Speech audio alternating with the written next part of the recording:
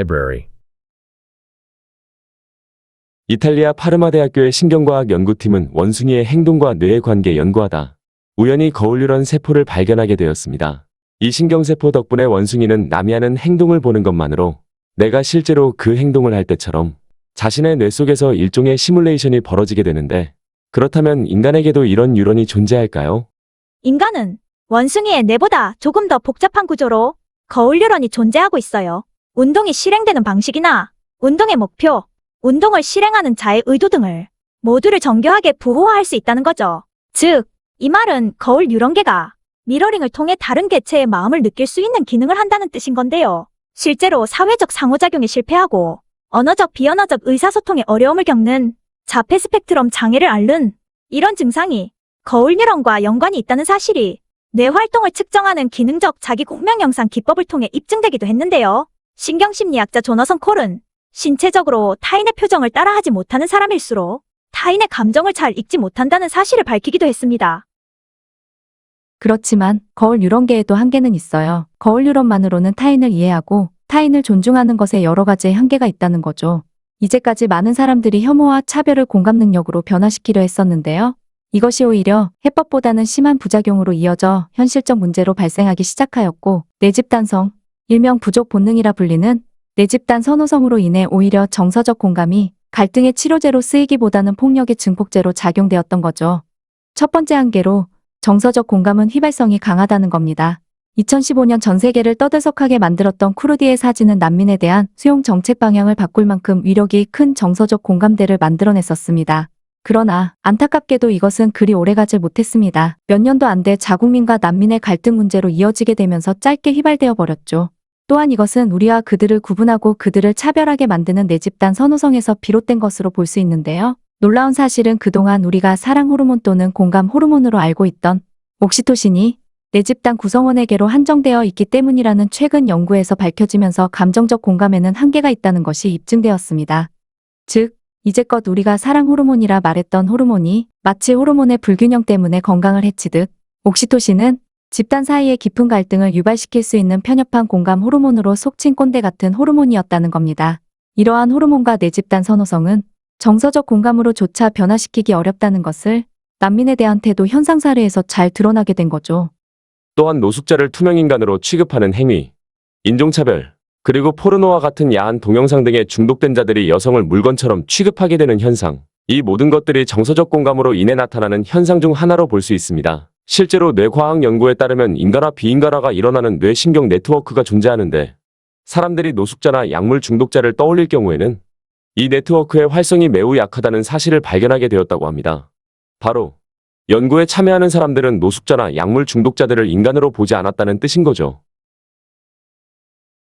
미국인들을 대상으로 인종 측면만으로 연구를 하였는데, 같은 인간으로 보는 경우를 100점으로 봤을 때 같은 미국인들과 유럽인들에게 대략 91점, 멕시코 이민자에게는 84점, 한국인에게는 87점, 무슬림에게는 74점을 주었는데, 여기서 놀라운 사실은 25%의 미국인이 무슬림에게 60점 이하의 점수를 주었다는 사실입니다.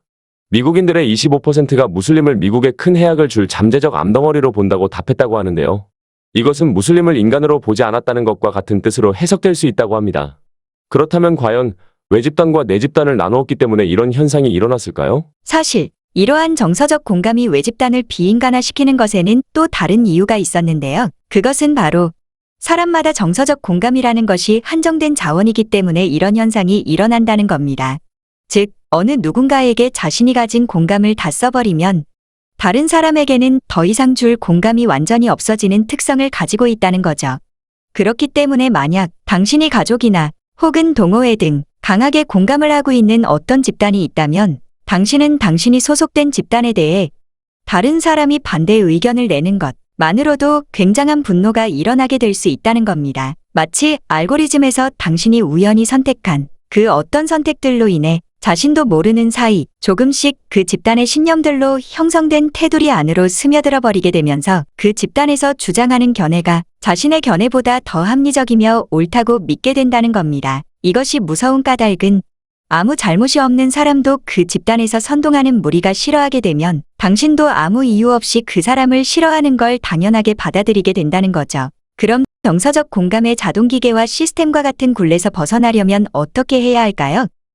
공감의 반경 저자 장대익님은 정서적 공감의 이러한 한계에서 벗어나기 위해서는 공감의 원심력을 넓혀야 한다고 알려주고 있는데요. 그러니까 이제껏 공감의 반경은 가족, 친구, 지인 이런 식으로 넓혀갔었습니다. 그러나 그렇게 단계별로 넓혀가는 방식이 아닌 인지적 공감은 스스로 원심력을 넓혀 타인의 마음 상태를 잘 이해하려는 노력을 시도한다는 거죠. 이러한 타인을 이해하고 도우려는 시도는 장기적으로 우리 행동을 바꾸는 변화의 근거로서 작용할 수 있게 된다는 겁니다. 우리가 인지적 공감이 아닌 정서적 공감에만 머물게 된다면 어떻게 될까요? 공감의 반경이 좁을수록 우리는 학폭을 당한 피해자가 내 가족만 아니면 된다는 생각을 하게 됩니다. 타인의 고통에는 별 관심이 없어지게 된다는 거죠. 더 나아가 학폭 가해자가 나의 아이가 되었을 때는 내 아이가 그럴 만한 이유가 있었을 것이라고 합리화시켜 바로 덮으려 할 수 있게 될 가능성이 높아질 겁니다. 자신의 상상과 생각을 스스로 자신 안에 가둘 수 있는 것도 대단한 힘이라고 하죠. 이것은 타인을 이해하는 것에도 적용이 된다고 저는 생각하는데요. 본능적 욕구나 감정은 누구에게나 있겠죠. 그런 것처럼 정서적 공감 능력 또한 대부분의 사람들이 가지고 있습니다. 마치 바람을 필 줄 몰라서 못 피우는 게 아니라 바람을 피는 것을 선택하지 않는 것뿐인 것처럼 말이죠. 내가 그런 대접을 받기 싫다면 타인에게도 그렇게 행동하면 안 된다는 것. 이것이 바로 정서적 공감의 반경을 넓힌 인지적 공감이지 않을까요? 오늘은 여기까지입니다. 다음 시간에 더 좋은 영상으로 찾아뵙도록 노력하는 책향서진 되겠습니다. 감사합니다.